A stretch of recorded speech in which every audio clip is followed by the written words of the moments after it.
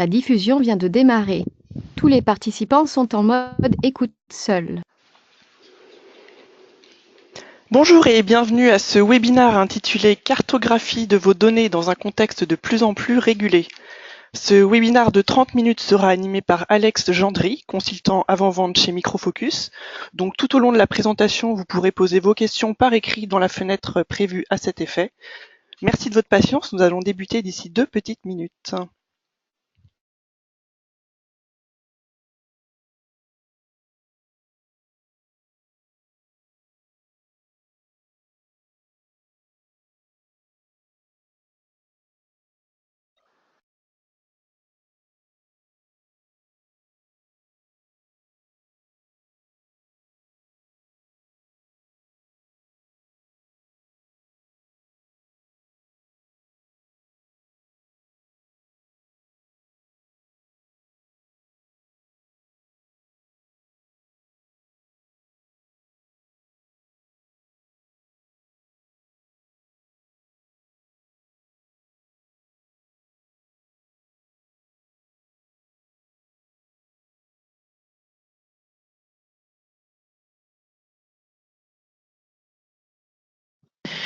Bonjour et bienvenue dans ce webinaire intitulé Cartographie de vos données dans un contexte de plus en plus régulé. Je suis Alex Gendry et je suis consultant avant dans l'entité IMNG de Microfocus pour Information Management et Gouvernance. Et cette entité traite la protection et la gouvernance des données. Et c'est de cette dernière dont nous allons parler, et plus en particulier de notre suite de produits Secure Content Management.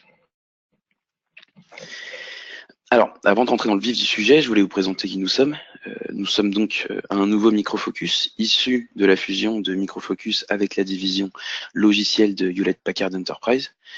Donc Microfocus est une société possédant un portfolio varié, contenant de grands noms comme le langage Cobalt, NetIQ dans le domaine de la sécurité, ou encore SUSE, Novell, et j'en passe. Et de l'autre côté, nous avons HPE Software, qui a évolué au cours des 30 dernières années et s'est construit un portfolio que je vais vous décrire rapidement. Nous avons donc un portfolio combiné entièrement logiciel, avec en bleu les solutions ex-HPE et en gris les solutions Microfocus Heritage. Il est intéressant de noter qu'il n'y a pas de redondance entre les deux portfolios, mais plutôt des complémentarités. On a tout à gauche l'offre DevOps, c'est une solution complète, adaptive et intégrée pour le développement et l'opérationnel, pour la mise en production d'applications, tout ce qui touche à la performance, qualité, etc. Ensuite, IT Operations. Ce portfolio comprend les outils de gestion de l'IT, fournis sous forme de services les plus automatisés possibles. Ensuite, les solutions du portfolio cloud regroupent tous les services autour du cloud, par exemple l'automatisation de la mise en production de nouvelles plateformes ou tout ce qui est management du cloud hybride. Ensuite, le portfolio sécurisé est très complet et propose des fonctionnalités de sécurisation de données, d'identification, d'authentification, d'autorisation, etc. Nous avons ensuite tout à droite SUSE, une distribution open source de Linux destinée à l'utilisation d'entreprise. Et pour finir, nous avons le portfolio Information Governance pour lequel je travaille, avec Data Protector et Backup Navigator pour la protection universelle des données, et Control Point, Structure Data Manager et Content Manager pour la gouvernance de la donnée. Et ce sont les trois solutions que je vais vous présenter aujourd'hui. À noter qu'en transversal, nous donnons la possibilité d'analyser toutes les données en temps réel grâce à Vertica, une base de données très performante et capacitive, et IDOL pour Intelligent Data Operating Layer, un moteur d'annexation intelligent pour la recherche et le traitement de texte, de flux audio ou encore de vidéo. Donc nous allons nous focuser sur Information Governance et plus en particulier notre suite de solutions Secure Content Management. C'est une suite qui va vous accompagner dans toutes les étapes du cycle de vie de la donnée, de l'identification des données sensibles ou personnelles, en passant par la classification et jusqu'à l'archivage et la suppression de ces données. Secure Content Management, la solution indispensable pour la conformité RGPD, ou Règlement général sur la protection des données. Pourquoi? Eh bien parce qu'elle permet de répondre aux nombreuses problématiques de ce règlement, dont l'application commencera le 25 mai 2018. Parmi ces thématiques, on va trouver la cartographie et l'identification des données, l'analyse de ces données personnelles dans vos différents référentiels, ainsi que la classification ou encore l'anonymisation et le chiffrement de la donnée. Ceci est réalisé par deux solutions, Control Point pour les données non structurées, tout ce qui est fichiers, messagerie, etc. et Structure Data Manager pour les bases de données et tout ce qui est données structurées. Ensuite, Secure Content Management va vous permettre d'appliquer différentes actions, des actions de déplacement, suppression, rétention, en fonction de la valeur de la donnée et des différentes politiques de gestion du cycle de vie de la donnée. Et ensuite, limiter l'accès aux données à caractère sensible ou personnel avec différentes politiques d'authentification et de gestion du consentement. Ces différentes problématiques sont traitées avec Content Management Manager, notre solution de Content Management. Nous allons désormais voir plus en détail ces trois solutions. Et nous allons commencer par Control Point, qui vous permet donc de prendre le contrôle de vos données non structurées grâce à leur analyse. Control Point va s'attaquer aux fichiers, à la messagerie, à vos données en ligne, par exemple sur SharePoint ou Google Drive, et va vous permettre de les nettoyer, de les ranger et d'obtenir de la valeur de ces données. On va parler de deux types de données. D'un côté, les cold data ou données froides qui n'ont pas de valeur pour l'entreprise, par exemple les doublons ou les données obsolètes qui n'ont pas été accédées ou modifiées depuis X années, ou encore les données triviales, typiquement un format de fichier qui n'a aucun intérêt pour votre organisation, des exécutables, des fichiers vidéo, audio, etc. Et d'un autre côté, les dark data ou données sensibles ou personnelles, par exemple un numéro de sécurité sociale, des informations bancaires ou encore des données sensibles à votre organisation. Sur le premier type de données, Control Point va pouvoir réaliser une identification automatique pour ensuite appliquer différentes actions de suppression ou de déplacement tout en conservant un accès transparent aux données à l'aide de raccourcis. Pour les dark data, Control Point va là aussi automatiquement identifier les données sensibles en indexant donc le contenu de la donnée pour les identifier, pour ensuite appliquer des actions en fonction de la valeur de la donnée, par exemple déplacement vers un SharePoint ou dans une solution de content management comme notre solution Content Manager ou vers un stockage sécurisé, etc.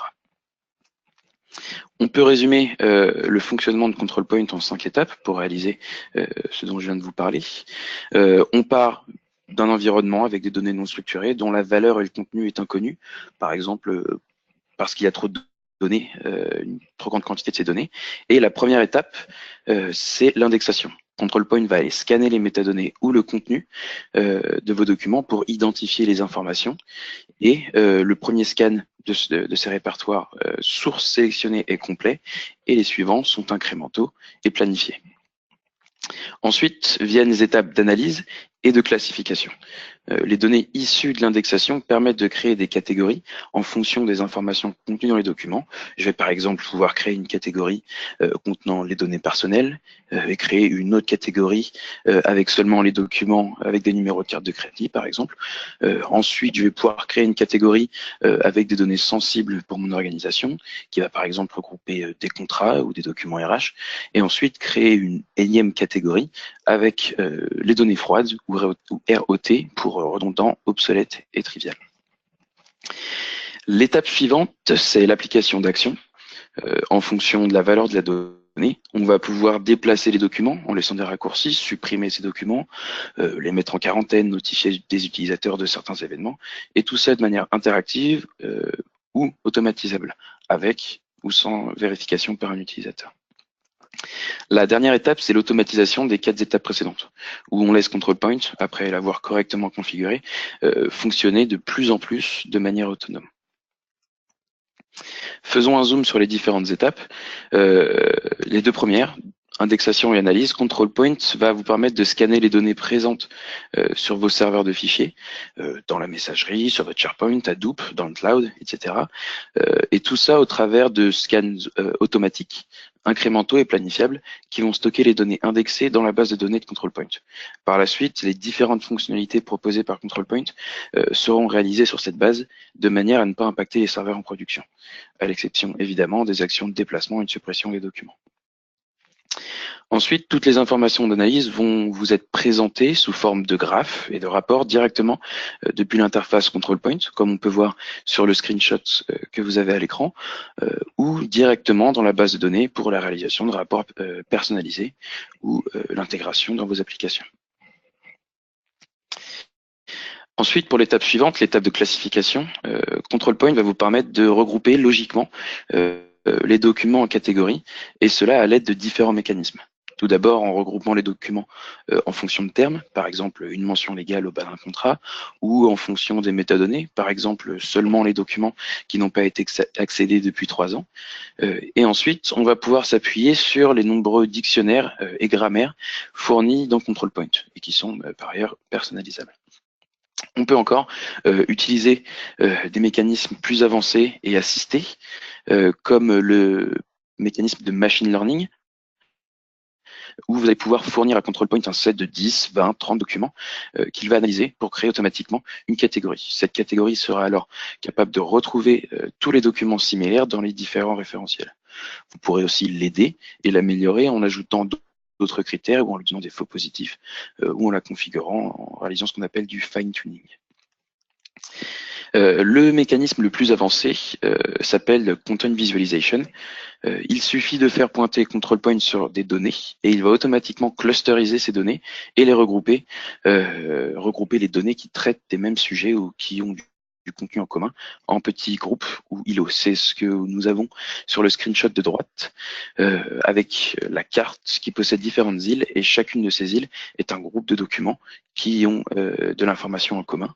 Et à partir de ces documents, vous allez pouvoir réaliser du machine learning pour recréer des catégories à partir de ce regroupement. Ensuite, les dernières étapes, action et automatisation, vont vous permettre d'appliquer différentes actions de suppression, de déplacement, de copie, d'archivage et autres sur ces données catégorisées et analysées, tout ça au travers de filtres, par exemple sur le type, sur l'âge ou les utilisateurs. Ces actions peuvent être manuelles ou automatiques, et avec ou sans contrôle par un utilisateur, et le déplacement des documents est rendu transparent pour les utilisateurs à l'aide de stubs.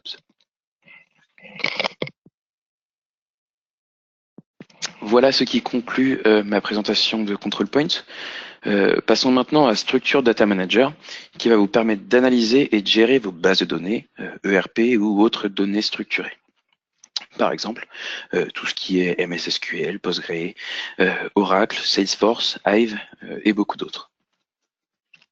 À la base, Structure Data Manager a été conçu pour faire de l'optimisation de performance en archivant les données froides dans des bases de données secondaires ou dans des fichiers plats, tout en conservant l'accès aux données archivées pour optimiser les bases principales. Ensuite, on lui a ajouté des fonctionnalités de décommissionnement applicative, puis d'extraction de jeux de données avec des fonctions de masquage de la donnée. Et pour finir, on lui a ajouté des fonctionnalités de data discovery qui nous intéressent en particulier ici. Les fonctionnalités de Data Discovery de Structure Data Manager permettent l'identification des données personnelles et sensibles dans les données structurées au travers de grammaires prédéfinies, qui peuvent être par exemple des expressions régulières, des listes ou encore des plages de données. Ces grammaires sont personnalisables et on peut créer ses propres grammaires. Structure Data Manager va scanner un pourcentage des tables, ce pourcentage est modifiable, car en effet, il n'est pas nécessaire de scanner des milliards de lignes pour savoir si une table contient des données personnelles. Un pourcentage de ces tables est suffisant. Donc, Structure Data Manager va scanner aléatoirement X% des lignes d'une table. Cette fonctionnalité est très pertinente, par exemple, pour des champs dont le nom n'est pas explicite. En effet, un champ prénom possédera très probablement des prénoms, mais ce n'est pas si simple pour un champ commentaire ou pour des champs d'une table dont les noms ne sont pas explicites. Là, l'analyse du contenu et des lignes sera nécessaire pour déterminer si jamais il y a des données sensibles ou non. Ensuite, cette analyse vous sera présentée directement dans l'interface graphique de SDM sous la forme de nombreux rapports ou bien directement dans la base de données SDM pour la création de rapports personnalisés ou l'intégration dans d'autres solutions. On peut voir ici les différents rapports que SDM va pouvoir vous présenter. Pour ce qui est du fonctionnement et de la réalisation d'un projet de discovery, donc on va avoir comme on a sur l'écran ici, un projet avec différentes tables découvertes automatiquement par SDM pour pouvoir être scannées. Une fois que le scan de ces tables est réalisé, on va pouvoir voir rapidement quelle table possède des champs potentiellement sensibles et en quelle quantité. On va pouvoir plonger dans ces tables et voir les différents champs et visionner et analyser les différents résultats. On va avoir des informations sur les types analysés et identifiés par control point, par structure data manager, pardon, avec un certain pourcentage de réussite. Ici, SDM a analysé, a identifié à 98,5% des prénoms. On va ensuite confirmer ou juste commenter ou peut-être confirmer le fait qu'il s'agit bien d'une donnée sensible, mais pas le type identifié par SDM, ou l'indiquer, le marquer comme faux positif. Et ces analyses sont réalisées à l'aide de dictionnaires qu'on peut visualiser directement depuis l'interface, dictionnaires qui peuvent être activés ou désactivés en fonction de la langue, et qui peuvent être aussi le résultat d'une requête de base de données.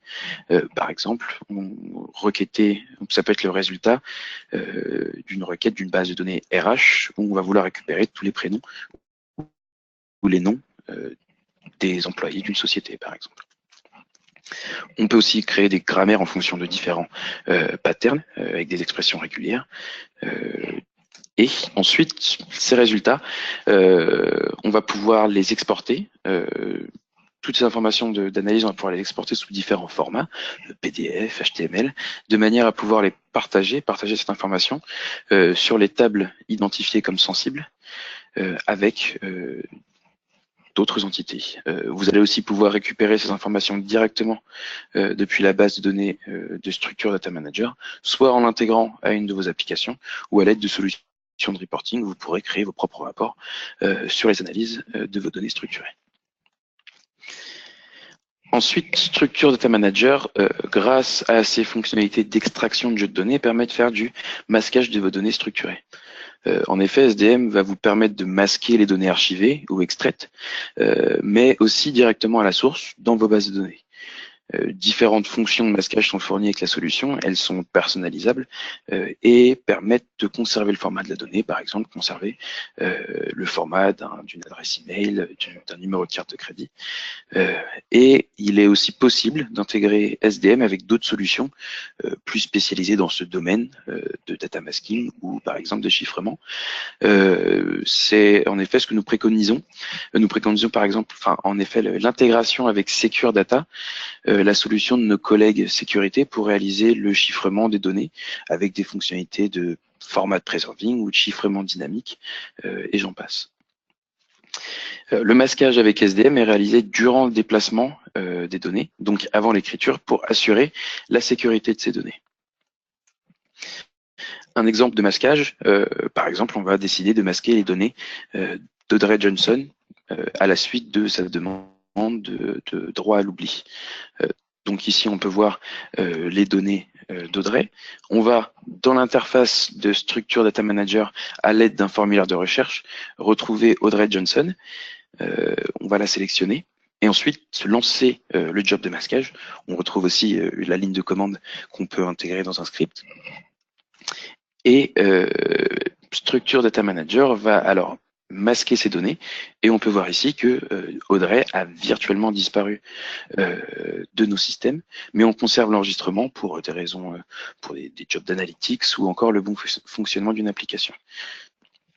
Ici, on peut constater que son adresse mail a été conservé, le format de son adresse mail a été conservé, mais par contre, pour le nom et le prénom, on n'a pas choisi d'utiliser une fonctionnalité de format preserving. Ici, c'est du pur aléatoire.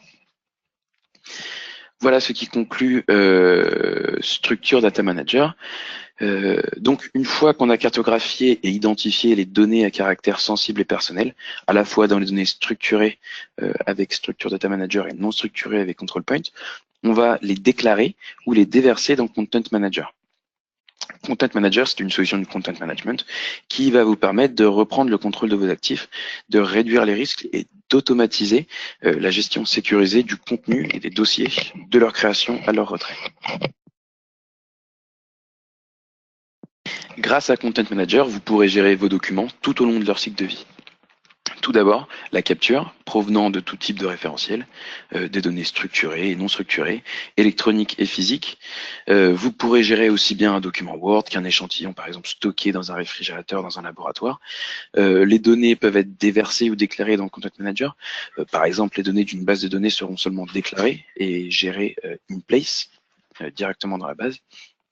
Et cela à l'aide de différentes intégrations, par exemple directement depuis Control Point ou Structure Data Manager, précédemment présenté, ou encore depuis vos applications métiers, grâce à l'API et au SDK de Content Manager.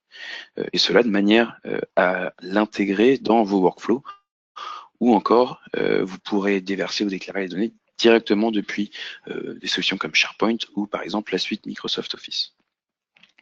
Et on pourra en plus traiter les images ou les PDF grâce à de l'OCR ou Optical Character Recognition. Ensuite, pour la gestion et mise en conformité de vos données, les documents pourront alors être automatiquement classifiés grâce aux analyses réalisées par Control Point et Structure Data Manager ou classifiés, on va dire, par design directement depuis les applications auxquelles Content Manager sera intégré. Ou encore, un utilisateur qui, par exemple, crée un document Word pourra enregistrer ce document directement dans Content Manager avec le type, avec un type spécifique et la classification attribuée à ce type et autres règles directement depuis l'interface de Microsoft Word, par exemple. Content Manager permet de faire du record management ainsi que du document management. Il gère les données dans leur état actif ou vivant, traités et modifiés régulièrement par les utilisateurs, et aussi dans leur passage en état inactif ou on va dire non vivant, typiquement lorsque les données sont archivées et conservées pour des raisons de compliance. Il a été conçu autour du standard international de record management ISO 15489.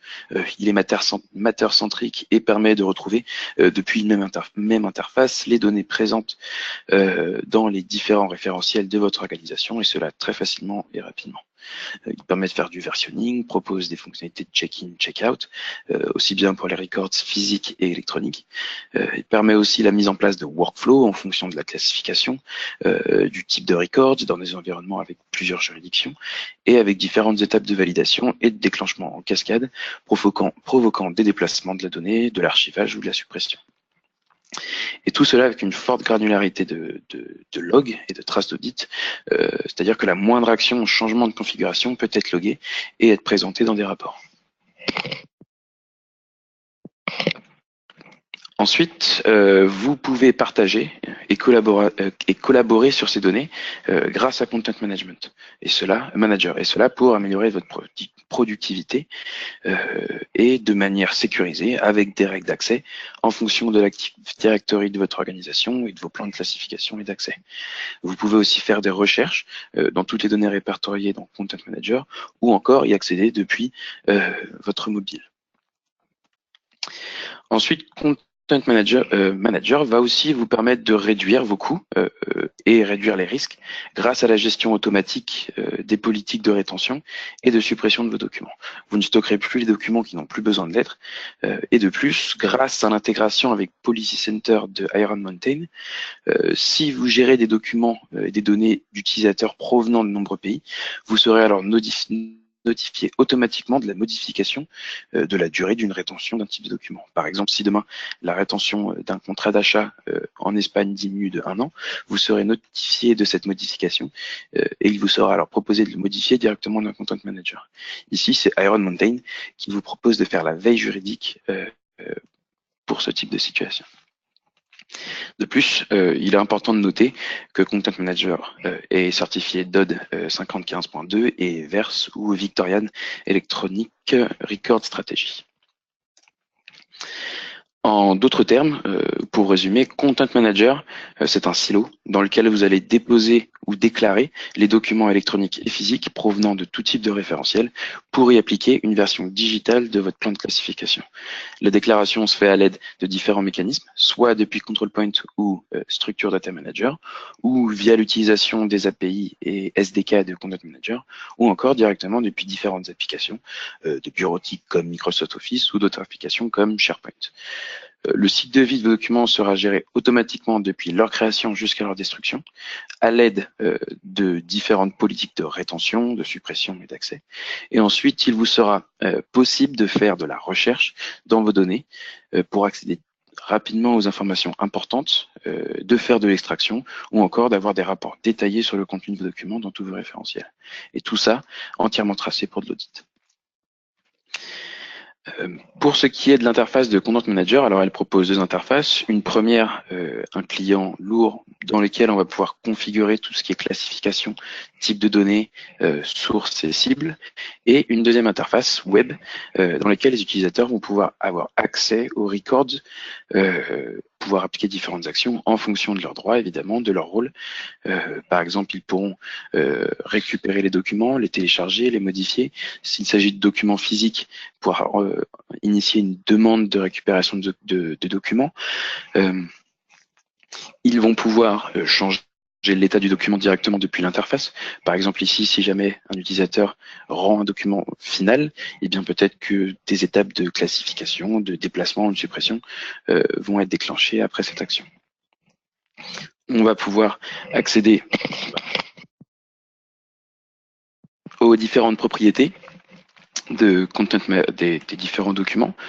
Par défaut, il y en a 200, mais on peut très bien créer ses propres catégories, ses propres propriétés. Par exemple, je vais vouloir créer une catégorie, une propriété GDPR que je vais flaguer à true, que je vais marquer en vrai pour tous les documents qui sont en rapport avec la GDPR pour pouvoir y accéder rapidement ou peut-être avoir des statistiques sur la croissance de la quantité de ce type de document. Je vais ensuite pouvoir réaliser des recherches plus ou moins simples, soit simplement avec des termes, ou sinon basées sur différentes caractéristiques comme le type de document, les rétentions et autres. Et ensuite sauvegarder ces recherches pour pouvoir les retrouver plus tard ou créer des rapports à partir de ces recherches. Donc voilà ce qui conclut ce webinaire. Alors, merci d'y avoir assisté. Pour plus d'informations, vous retrouvez ici des URL pour aller sur notre site web et pouvoir avoir plus d'informations sur les différentes solutions que je vous ai proposées. Nous avons deux questions dans le chat.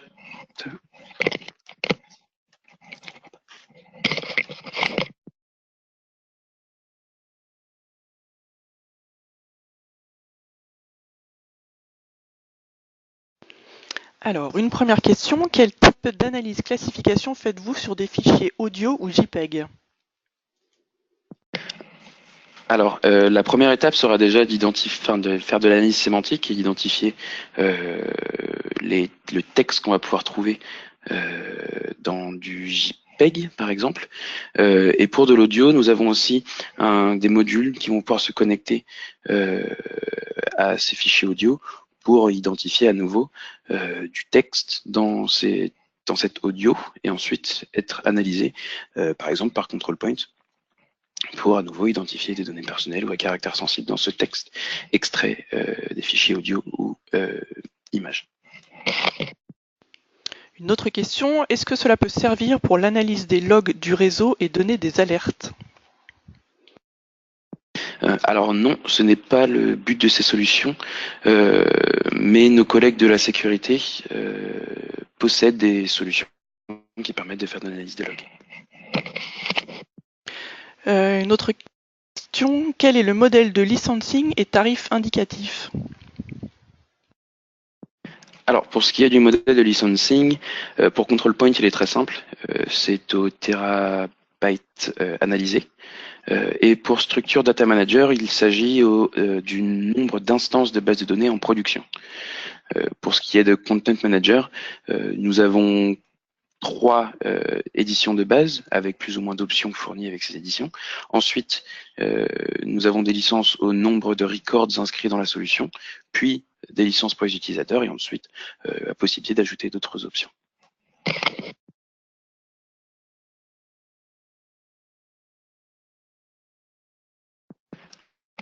Alors, si vous avez d'autres questions, n'hésitez pas à me contacter. Nous allons vous faire un retour à la suite de ce webinaire. Et en fonction de ces retours et de vos questions, nous nous focuserons sur certains éléments ou aspects de cette présentation, peut-être sur certaines solutions. Alors n'hésitez pas à nous poser des questions et nous répondre, nous envoyer des informations sur votre avis, ce que vous avez pensé de ce webinaire. Je vous remercie. Bonne journée à tous.